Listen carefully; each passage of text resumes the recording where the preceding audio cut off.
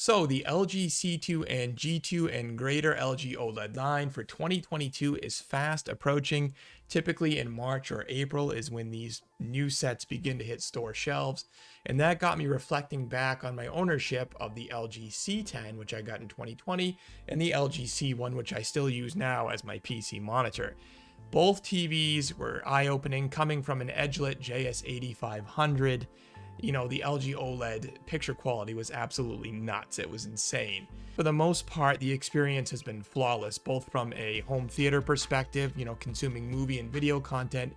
From a gaming perspective, it's been a pleasure. It really has been a pleasure. I have not had any issues with burn-in or any other issues, so to speak, with either my C10 or the C1. My C10 now has about 4,000 hours of usage, and my C1 has about 1,200 hours of usage.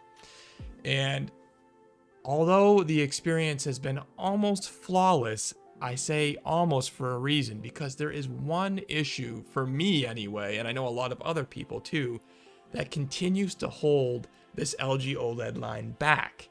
And I think if LG can focus on this issue and fix it for 2022, specifically with their uber popular LG C2 line, especially the 42-inch variant that's coming. I know a lot of people are interested in getting that as their primary gaming monitor. If LG can fix this issue, then this C2 is going to be killer in 2022. Let's talk about that issue right after the break.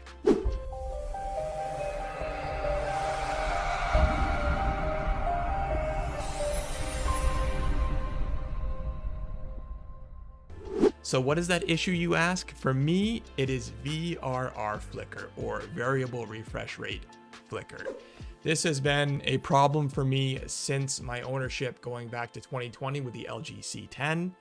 It continues to be a problem with the LG C1, and LG has been pretty quiet on this front in regards to the C2 and G2, whether or not it's going to be fixed. There is some speculation that in order to truly fix the VRR flicker problem, you would have to make hardware level changes to the LG OLED TV itself.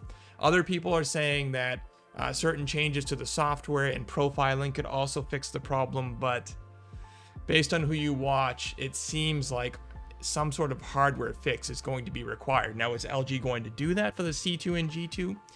Time will tell. I really hope so, because for me, that's been the one problem that continues to rear its ugly head on occasion.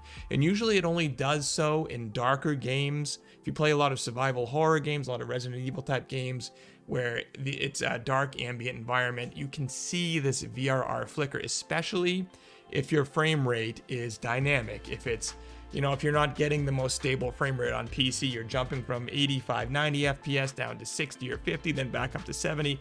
It's that rapid fluctuation in frame rate that really brings about VRR flicker.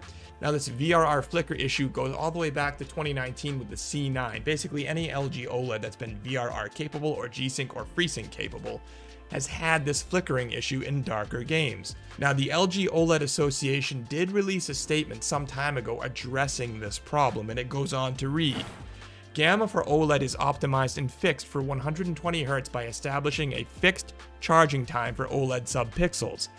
VRR is used when the frame rate is less than 120 Hz. When the OLED TV uses frame rates less than 120 Hz, the gamma curve is inconsistent with the frame rate. For example, a 40 Hz frame rate is longer than a 120 Hz frame rate.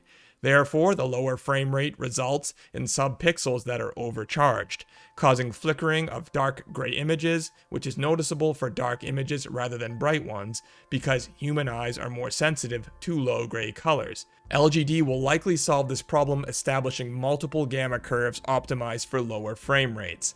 So the OLED Association is specifically saying here that some sort of software change to these OLED TVs themselves, or some sort of custom gamma curve for frame rates lower than 120 Hz would help to ameliorate and maybe even fix this problem.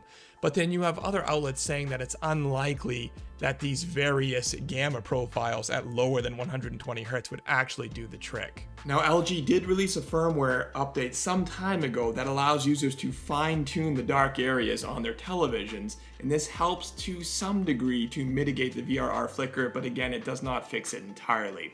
And if you watch people like Vincent Teo, who are really knowledgeable in this space and are well plugged into LG and their designs, he indicates that it's most likely that some sort of hardware fix will be required to eliminate VRR flicker entirely. And what complicates this issue even more is the fact that LG C2's pricing has been leaked by an online retailer in the UK.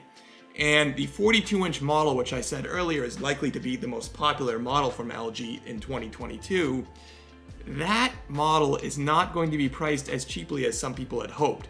Some people were hoping maybe between $1,300 and $1,500, but according to this retailer's listing, it's going to be 1,399 pounds, which is roughly equivalent to about 1,900 US dollars and 2,650 Australian dollars, or cash. I'm not sure what they call their money there.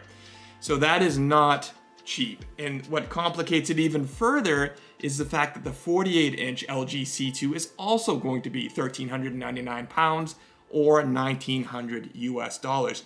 So the 42-inch model, despite being 6 inches smaller than the 48-inch model, is going to be the same price. So anyway, guys, let me know what you think in the comments section down below. Do you really think that LG is going to fix this VRR flicker problem? And if you do, let me know why. And if you don't, also let me know why. And how do you feel about the $1,900 price tag for the 42-inch LG C2? Too high? Too low? Just right. Let me know.